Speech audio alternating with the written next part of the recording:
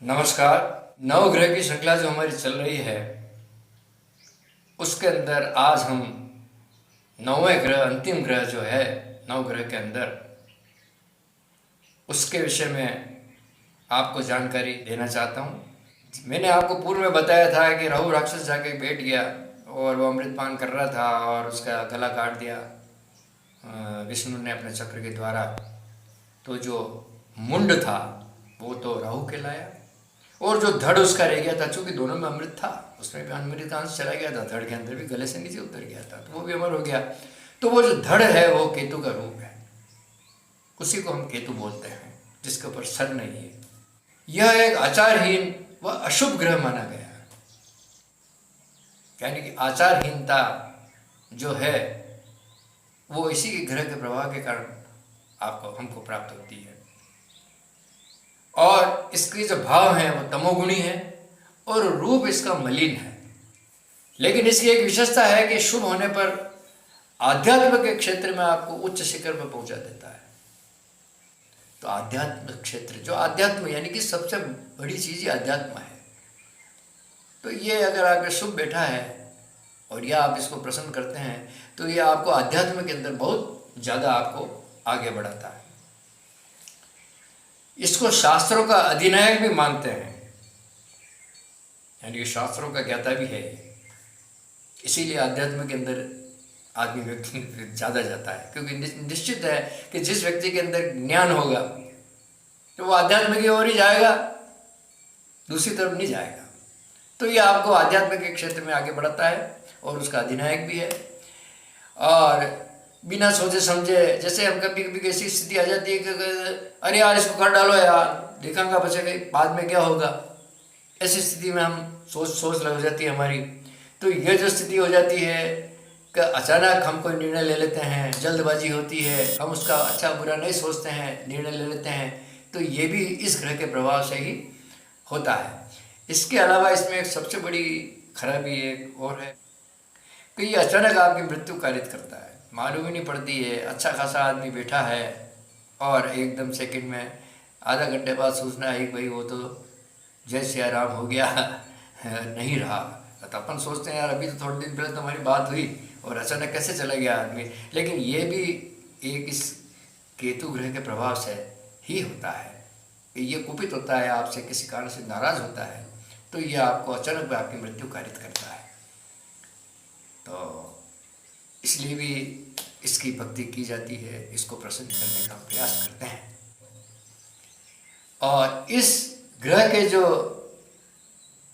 स्वामी हैं, देवता हैं, वो हैं श्री गणेश, यानी कि इसके स्वामी गणेश हैं। गणेश जी की आज्ञा के बिना ये एक कदम भी उधर उधर नहीं चलता है। तो लेकिन क्या है ना कि गणेश जी हर हर हर 24 घंटे तो हर चीज़ का ध्यान नहीं रहता है ना हमको। तो गणेश जी भी देखते हैं हाँ इसके कर्म ऐसे हैं तो फिर इसको भुगतने दो, तो वो भी अपनी आँख बंद कर लेते हैं। उस समय में इसका केतु का प्रभाव बढ़ जाता है। तो इसके जो स्वामी हैं वो गणेश हैं। अब मैं आपको इसका वैदिक मंत्र बताता हूँ। ओम केतु कृणवन्न केतवे पेशो मर्या अपेशसे समुख विदर्जायथाः। गायत्री मंत्र। ओम पद्मपुत्राय विद्महे अमृतेशाय धीमहि तन्नो केतु प्रचोदयात्। गायत्री मंत्र। एकाक्षरी मंत्र। ओम केम केतवे नमः। तांत्रिक मंत्र। ओम स्त्रां स्त्रीं स्त्रौं सह केतवे नमः। इसके 17,000 जाप का प्रावधान है। समय है रात्रि का, यानी कि आपको 9-10 बजे 11 बजे ही इसका जाप करना चाहिए।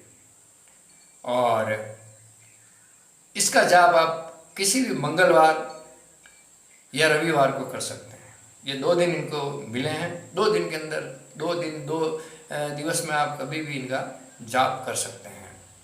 चूंकि इनके इस ग्रह के स्वामी गणेश हैं, श्री गणेश हैं, तो उनका भी एक मंत्र मैं आपको बता देता हूँ। तो गणेश जी भी आपका भी आपने जाप किया तो भी आपका केतु आपको परेशान नहीं करेगा। तो वो जाप भी मैं आपको बता देता हूँ। मंत्र छोटा सा मंत्र है, ओम वक्रतुंडाय हूँ। फिर पुनः सुने, ओम वक्रतुंडाय हूँ, है ना। इसके 6 लाख जप का प्रावधान है। तो इससे भी आपको केतु के प्रभाव से मुक्ति मिलेगी। केतु प्रसन्न अवस्था में आपसे रहेगा। इसके अंदर दान का जो प्रावधान है वो एक तो शस्त्र है, कोई भी शस्त्र आप दान करो, तिल दान करो, वही काली गंबल है, कस्तूरी है, लोहा है, लहसुनिया नगीना है आदि आप इसका दान करेंगे तो केतु आपको कभी भी परेशान नहीं करेगा। तो मित्रों, ये आज नवग्रह जप का आज समापन हो रहा है और निकट भविष्य में मैं ये प्रयास करूँगा कि आपके हित के लिए, इस वसुधा के हित के लिए मैं जो भी जानता हूँ आपके शुभ के लायक होगी, तो मैं निरंतर इसी YouTube के माध्यम से मैं आपको बताता रहूँगा।